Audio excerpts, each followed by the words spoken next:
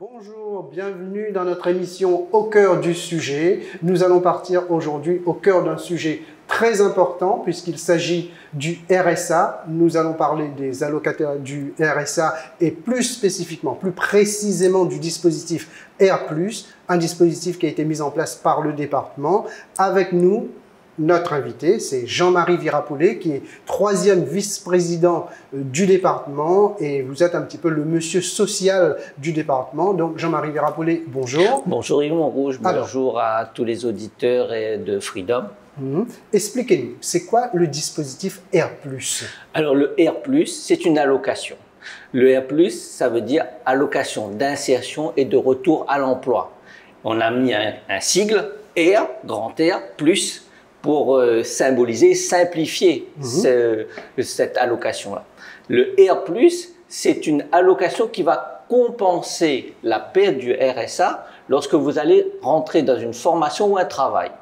Lorsqu'il y a eu la recentralisation du RSA, en 2020, le 1er janvier 2020, nous avons réussi quelque chose d'important, d'historique dans la vie du département. Nous avons réussi à dire à l'État, la charge du RSA, les dépenses du RSA sont extrêmement importantes et ça plombe les finances du département. On vous demande, parce qu'on est dans une situation exceptionnelle, nous battons le record de France du nombre de bénéficiaires du RSA, on vous demande, au nom de la solidarité nationale, de payer cette charge-là à notre place. Et à ce moment-là, vous allez sauver les finances du département et vous allez nous permettre justement de mener une action d'insertion durable pour les bénéficiaires du RSA. L'État a dit « OK », nous avons présenté un dossier structuré, mais on ne leur a pas dit simplement « prenez la charge pour vous ». On leur a présenté un plan d'action global. Dans le plan d'action global, on ne dit pas « s'il vous plaît, prenez les dépenses pour vous ». On dit « prenez les dépenses, mais nous on s'engage à faire baisser ces dépenses du RSA progressivement et à faire insérer donc durablement, progressivement les bénéficiaires du RSA. D'accord, justement pour qu'ils sortent du RSA. Pour qu'ils sortent du RSA. D'accord, pour qu'il y ait un retour en activité. Le R+, est mis en place pour faire sortir le maximum de bénéficiaires du RSA, du chômage et les insérer durablement dans la vie active. D'accord, donc c'est un dispositif qui existe, vous l'avez dit, depuis 2020. Depuis 2020. En janvier 2020, lorsque on a signé avec l'État la recentralisation du RSA, on a signé aussi pour la mise en place du R+. C'était un deal gagnant-gagnant. L'État reprend en charge les dépenses du RSA et nous, on est libérés de ces dépenses-là, on a plus de marge de manœuvre et donc on s'engage à prendre en charge cette allocation qui revient à peu près au même pour le bénéficiaire du RSA. Autrement dit, où les bénéficiaires du RSA, eh bien, demain, vous rentrez dans une formation ou dans un travail, au lieu de toucher le RSA, vous touchez l'allocation R+. Ça ne change pas grand-chose pour vous, ça compense. Et résultat des courses, vous cumulez, c'est ça l'innovation sociale, vous cumulez les revenus du travail ou de la formation et l'allocation. Vous conservez vos droits sociaux. Ce qui fait que vous les payez, on a une incitation financière.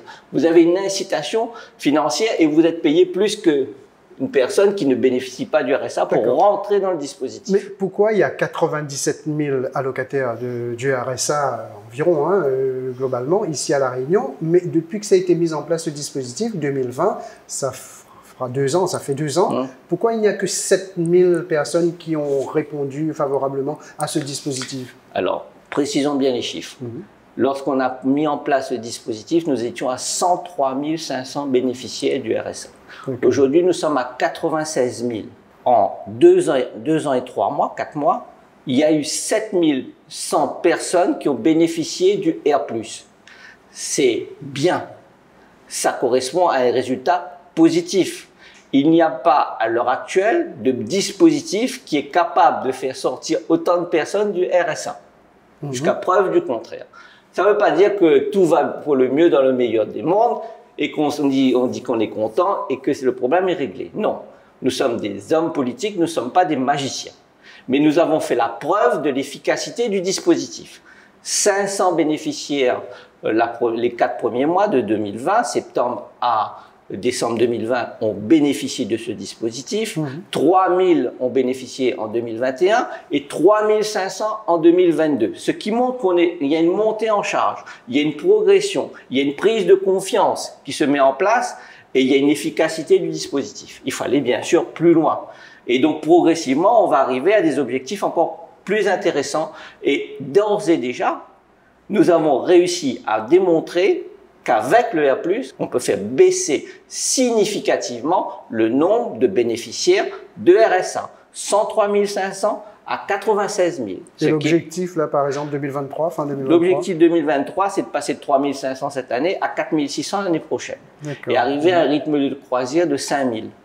Si on fait un calcul théorique, qui reste théorique, et si on continue sur cette voie de 4 000 à 5 000 bénéficiaires du R+, ce qui entraîne une baisse du nombre de bénéficiaires du RSA, puisqu'il s'insère progressivement dans la vie active.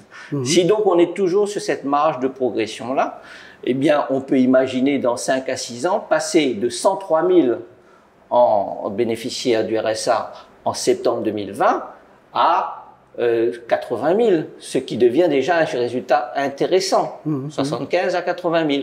Donc, on est sur une dynamique positive. Et il faut poursuivre cette dynamique positive, d'où la communication qu'on a aujourd'hui, M. Montrouge. Tout à fait. Mais sur le nombre de personnes, d'allocataires qui ont répondu à ce dispositif, est-ce que vous avez vu un petit peu s'il s'agit plus de jeunes, parce que je crois que le RSA, c'est à partir de 25 ans, c'est ça? Oui. Et il y a plus de jeunes ou il y a également des moins jeunes allocataires? Il y a un peu plus de jeunes, mais il y a surtout beaucoup plus de femmes. Nous avons 69% de femmes, parce que nous avons fait un sondage pour déterminer le taux de satisfaction et pour évaluer le dispositif. Il y a 69% de femmes et 31% d'hommes. Donc, il y a un travail à faire sur les hommes, notamment ceux qui travaillent au noir. Oui, justement, parce qu'on n'a pas dit, c'est un dispositif qui permet aussi de sortir du travail au noir. Bien sûr. On sait qu'il y a une économie parallèle. Ah, bien sûr. Entre nous, il n'y a pas 96 000 bénéficiaires du RSA qui ne travaillent pas du tout. On sait bien qu'il y a une économie parallèle. Elle est importante à La Réunion. Elle fait partie certainement des records au niveau national. Moi, je ne suis pas là pour juger, c'est un constat simplement. Mais ce n'est pas sécurisant quand vous travaillez au noir. D'ailleurs, beaucoup me disent, ben oui, mais je travaille, mais je ne me fais pas payer ou je n'ai pas le salaire qui était escompté initialement. Il n'y a pas de contrat de travail. Et quand je fais un accident de travail, comment ça se passe après? Donc, il y a tous ces éléments-là qui rentrent en ligne de compte. Mais faute de mieux, il y en a qui font ça. Maintenant, il y a un autre dispositif qui permet justement de sortir de ce travail non déclaré, de rentrer dans un travail déclaré, tout en bénéficiant d'une incitation financière. C'est le R+. Ben, à nous de communiquer plus. D'accord. Donc, le RSA, le jeune de 25 ans, par exemple, qui est au RSA, il gagne à peu près combien par mois? Ben, ça varie, on va dire dans les 400 euros. Ça veut dire qu'il trouve une formation. D'accord. Il veut suivre cette formation-là. Il est allocataire du RSA, mais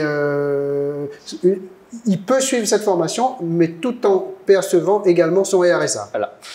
Tout à fait. On va prendre le cas de jeunes en formation et puis on verra les autres cas. Voilà. Lorsque vous êtes en formation et que vous êtes en formation depuis moins d'un mois, vous pouvez faire valoir votre droit au R+. Vous avez une formation rémunérée. Vous touchez votre formation rémunérée, vous bénéficiez du R+, qui correspond au montant que vous touchez pour la formation divisé par 2. La rémunération est divisée par 2. Vous touchez 650 € pour la formation, ça arrive à peu près de chiffres moyens. Ben 650 plus 650 divisé par 2, ça fait donc 325, ça vous fait près de 1 000 €, 975 € pour parler concrètement, que vous bénéficiez. À cela se rajoute la prime d'activité qui est mise en place par l'État au niveau national. Ce qui fait que vous toucherez plus que les 450 € de RSA, prime d'activité plus et R+, en étant en formation et rentrant dans une phase dynamique d'insertion. Et donc, c'est intéressant. Vous formez, vous allez vers une insertion durable et vous touchez plus d'argent. C'est ça le but. Alors, ça c'est l'exemple pour un jeune qui va se former et qui est allocataire du RSA.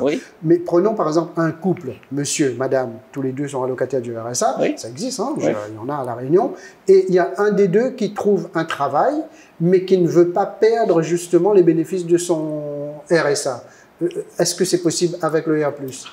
Vous ne perdez pas le bénéfice du RSA. D'accord. Et la personne garde son R+. La personne qui travaille garde le R+. Vous conservez vos droits sociaux. Hein. D'accord, ça aussi c'est important de dire, parce que il conserve ses droits sociaux, c'est-à-dire son allocation logement, etc. Allocation logement sur une certaine durée, en général au moins 6 mois. Vous conservez aussi la CMU, ça m'intéresse, je suis médecin, donc je peux vous dire que c'est quelque chose d'important. Conserve la CMU en moyenne sur 1 an. Donc vous conservez vos droits sociaux. C'est pas simplement le R+, qui compense en partie le RSA, mais les autres droits sociaux à côté.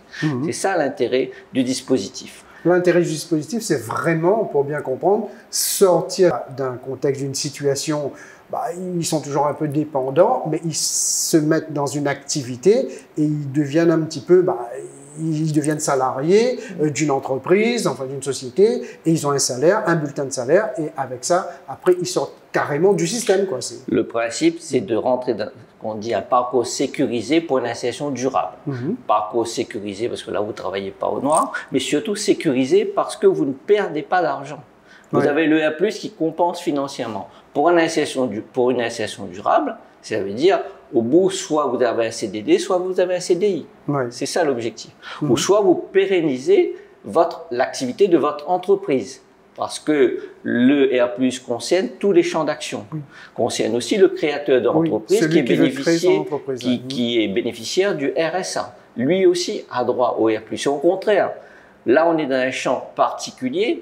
Si vous voulez, pour les autres personnes, pour les autres champs d'activité, le R+ est ouvert sur une durée de 1 an. Pour la création d'activité, c'est 3 ans. 1 an renouvelable 2 fois. Parce qu'il faut du temps pour que l'entreprise se mette en action et que le chef d'entreprise arrive à un chiffre d'affaires raisonnable. Donc on s'est dit 3 ans, c'est un délai raisonnable, avec un suivi bien sûr annuel. Si au bout d'1 an ça marche du feu de Dieu, on dira au chef d'entreprise, monsieur, ben voilà, on a nos objectifs, merci. Mais si ça ne fonctionne pas suffisamment, on l'accompagne sur 3 ans. D'accord. Donc le jeune qui est au RSA, qui veut créer son activité, créer son entreprise et sortir du RSA, vous lui donnez quand même une période de 3 ans. Alors, vous êtes bénéficiaire du RSA. J'insiste un petit peu pour que les gens comprennent bien. Bien sûr, totalement. La réponse est oui. D'accord. 3 ans. Vous êtes bénéficiaire du RSA. Vous voulez créer votre entreprise. Vous êtes immatriculé depuis au moins 3 mois. Vous êtes bénéficiaire du RSA depuis 6 mois au minimum. Vous êtes éligible au R+. On arrive à une question importante quand même, mais comment faire? Comment faire? Et comment faire? C'est simple. Vous avez un numéro vert. Le numéro vert, je le connais par cœur, mais 0801 900 330. 0801, bon, c'est bien le seul chiffre. 0801 900 330. La porte d'entrée, c'est ce numéro vert-là. D'accord. Vous tapez, et là, il y a un conseiller d'insertion qui va vous répondre. Vous êtes dans l'Est, le Nord, le Sud ou l'Ouest. En fonction, c'est un responsable du territoire qui vous répond et vous expliquez votre situation. Je veux suivre une formation et je suis bénéficiaire du RSA depuis 6 mois. Je veux créer mon entreprise et je suis bénéficiaire du RSA depuis 6 mois. Je suis immatriculé depuis 3 mois. Où j'ai trouvé une activité. Où j'ai trouvé une activité, je suis salarié. Cumuler, je suis salarié, donc je vais être salarié d'une entreprise. Et où je suis salarié depuis moins de 2 mois, eh bien, voilà les 3... après, il y a le parcours mobilité qui est un peu particulier malgré tout, mais voilà les 3 axes principaux. Création d'entreprise, salarié, formation. Création d'entreprise immatriculée depuis plus de 3 mois, entreprise immatriculée depuis plus de 3 mois, formation, une formation depuis moins de 1 mois, et le salarié depuis moins de 2 mois. Donc là, vous prenez votre téléphone, vous avez déjà l'information, vous appelez, vous les expliquez, normalement donc vous rentrez dans le cadre, et là le conseiller d'insertion confirme, fait une pré-confirmation de votre éligibilité parce que tout ne se règle pas au téléphone, il y a toujours des cas particuliers, et vous dit monsieur, madame, a priori c'est bon. Vous oriente vers un conseiller d'insertion, ça ce sont des agents du département, conseiller d'insertion de votre territoire, par exemple on est à Saint-André, je prends l'exemple Saint-André, l'AMD de Saint-André, et là le conseiller d'insertion vous donne rendez-vous et vous allez signer un contrat d'engagement réciproque, c'est-à-dire un contrat comme quoi vous allez suivre une formation, un travail, créer votre entreprise, vous êtes d'accord pour être suivi par le département et en échange, vous allez bénéficier du R+. Une fois que vous avez signé ça, dès votre premier salaire, vous faites votre déclaration de premier salaire. Les bénéficiaires du RSA connaissent très bien ça, ça s'appelle la DTR, la déclaration trimestrielle de revenus à la CAF. Lorsque vous avez bénéficié de votre premier salaire, revenu, travail ou création d'entreprise, vous transmettez à la CAF. Et là, vous êtes payé. Vous transmettez ça en général à la CAF le 25 du mois et vous êtes payé le 5 du mois suivant du R+. Voilà comment cela fonctionne. D'accord. Donc, la porte d'entrée, c'est vraiment ce numéro-là, 0801 900 330. D'ailleurs, s'il y a des dysfonctionnements, n'hésitez pas à dire sur Radio Freedom, comme ça on va faire remonter l'information. C'est justement, c'est ce que j'allais préciser aux auditeurs et même aux téléspectateurs, aux internautes notamment qui nous regardent sur freedom.fr et sur la page Facebook de Radio Freedom.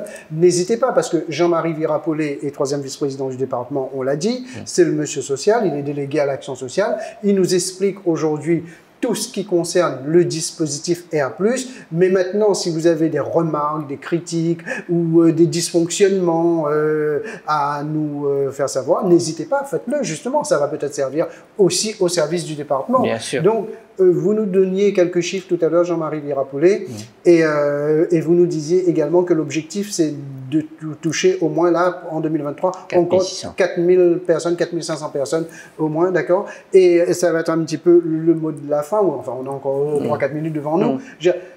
C'est vraiment le but de ce dispositif, on l'a dit, c'est vraiment sortir du RSA et c'est un retour à l'activité et puis éviter le travail au noir. Hein. C'est surtout ça, le département, parce que le département est à la compétence du social et le département, justement, c'est de lutter contre la précarité, contre la misère, etc.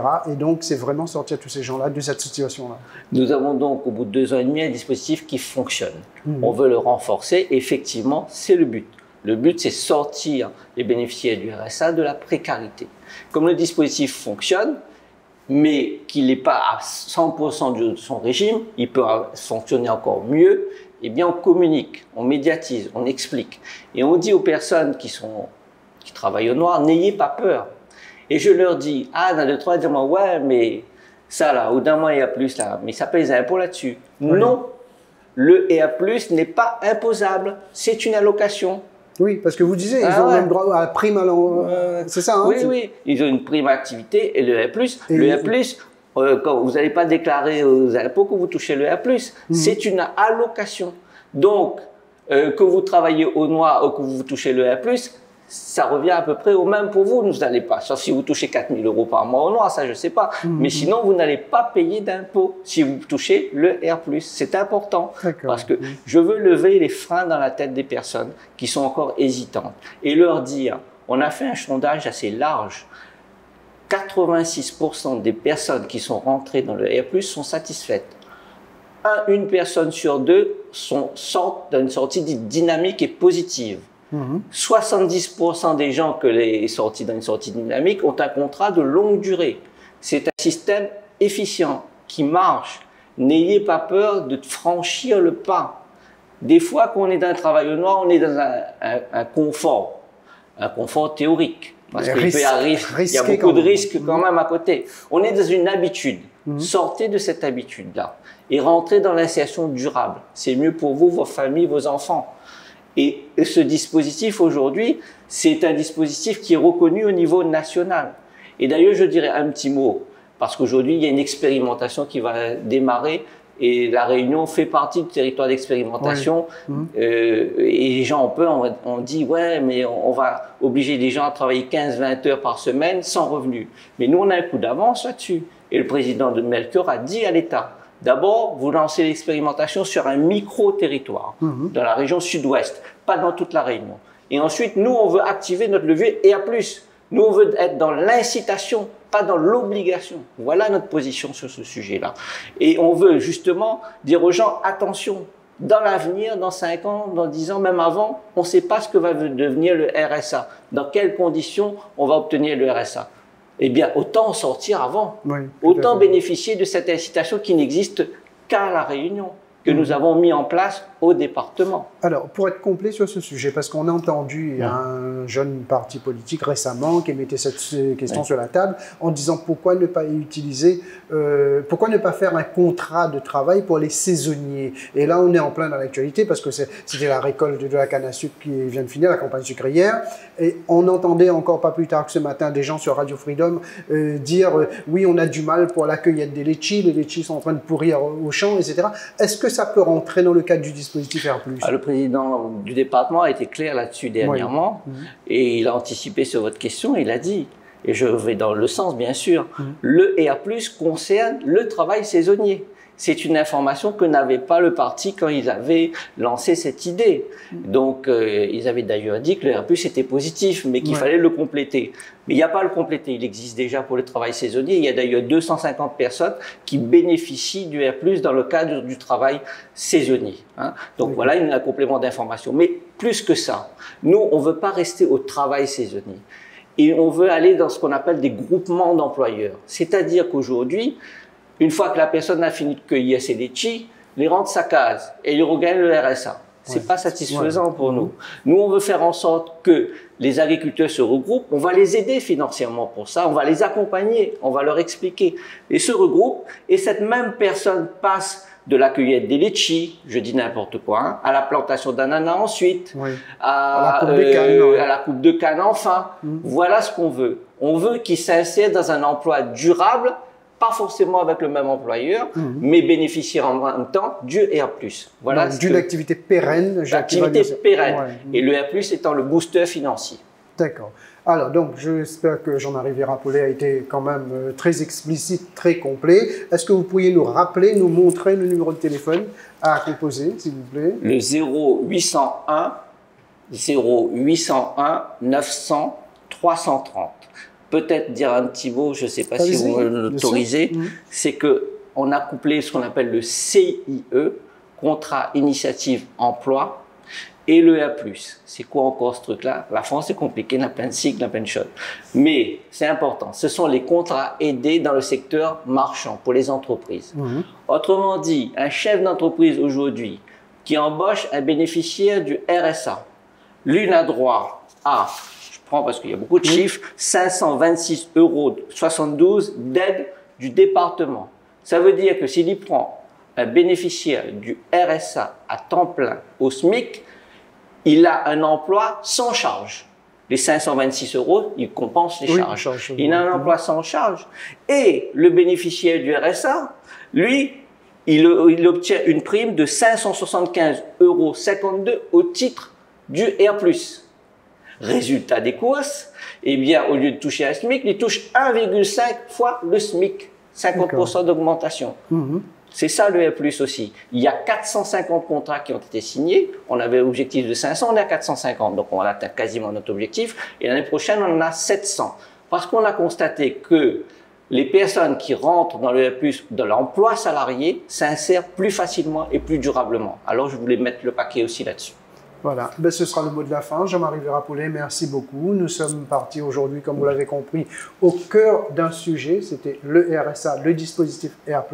On vous retrouve une prochaine fois pour aller au cœur d'un autre sujet et on vous le dira bien avant. Merci.